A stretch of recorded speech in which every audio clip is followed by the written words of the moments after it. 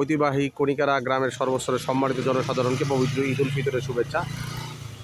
আমরা আগে বলেছিলাম যে নতুন সিস্টেম করেছে এই বছর, একটা গেট সাজিয়েছে। এবছর বৃষ্টির কারণে যদি নামাজ না হয় তাহলে এই সাজসজ্জাটা আসলে বৃথা যাবে। আশা করি বৃষ্টি যদি না হয় তাহলে সুন্দর হবে। সামনে দেখাচ্ছি আমরা, এইটা ঈদগার গেট নতুন করে করেছে, সামনে আমরা যাচ্ছি, দেখাচ্ছি আপনাদেরকে। তারপর আরেকটা কাজ করেছে যে এটা ড্রেনেজ ব্যবস্থা করেছে, অর্থাৎ ড্রেনের পানিটা সহজে নেমে যাবে। এই রাস্তাটা সামনের দিকে চলে গেছে, তো ড্রেনের ব্যবস্থা কারণে যে বৃষ্টিটা আপনার সহজে যাবে না, বৃষ্টির পানিটা চলে যাবে। দেখতে পাচ্ছেন গেটের সামনে যেই সুন্দর করে সাজিয়েছে। আমরা সামনের দিকে চলে যাচ্ছি। এই তো যার যার বাড়ির পানি নেমে যাবে, তো ভাঙবে না, সহজে যাইতে পারবে, এই জন্য ড্রেনেজ ব্যবস্থা করেছি। সামনে আমরা দেখাচ্ছি আরও। অবশ্যই বৃষ্টি আসছে আজকে, সেই সারাদিনই প্রায় বৃষ্টি যদি সেই নামাজ না হয় তাহলে হয়তো পরবর্তী সিদ্ধান্ত আসতে পারে। দেখেন একটা পরিবেশটা সুন্দর হয়েছে, কিন্তু বৃষ্টির কারণে যদি নামাজটা না হয় তাহলে হয়তো অন্য কিছু হতে পারে, পরবর্তী সিদ্ধান্ত জানিয়ে দিবে। তা আমরা নামাজ কইটা আমরা আপনাদের হয়তো যার যার পাড়ার মসজিদের ইমাম সাহেবরা অবগত করে দিবেন।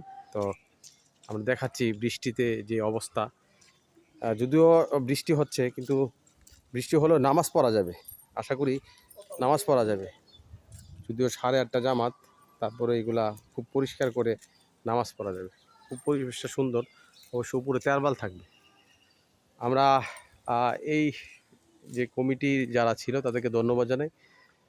এ ব্যাপারে আপনার যে ঈদগাহ নামাজের যিনি পরিচালনা করেন আমাদের সিরাজ ভাই এবং তৈবুর রহমান তৈব ভাই, তারা সবসময় পরিচালনা করে আসছেন।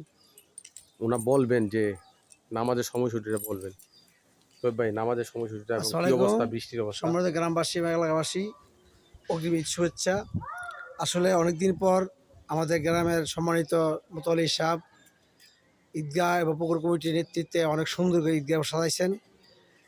পাশাপাশি এখানে আমাদের চেয়ারম্যান সাহেবের কথা না বললে হয়, গত 3 বছর আগে আমি ওনার অফিসে যে অনুরোধ করলাম, ভাই আমাদের ঈদগাহ কবরস্থানটা একটা সুন্দর একটা ব্যবস্থা করেন।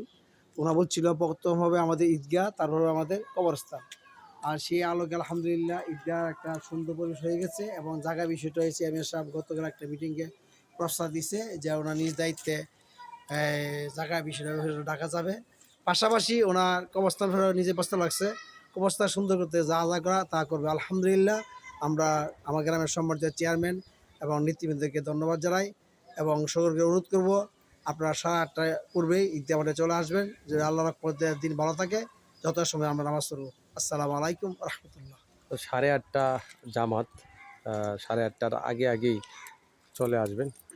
হ্যাঁ, তা আমরা দেখিয়েছি যে এই প্রায় আসর নামাজের পর যে অবস্থা, বৃষ্টি এখন ছেড়ে গেছে, তো আশা করি আমরা সবাই একত্রে নামাজ পড়তে পারবো। অগ্রিম ঈদ উল ফিতরের শুভেচ্ছা। সবাই ভালো থাকবেন, সুস্থ থাকবেন, এই কামনা করে শেষ করছি। আসসালামু আলাইকুম।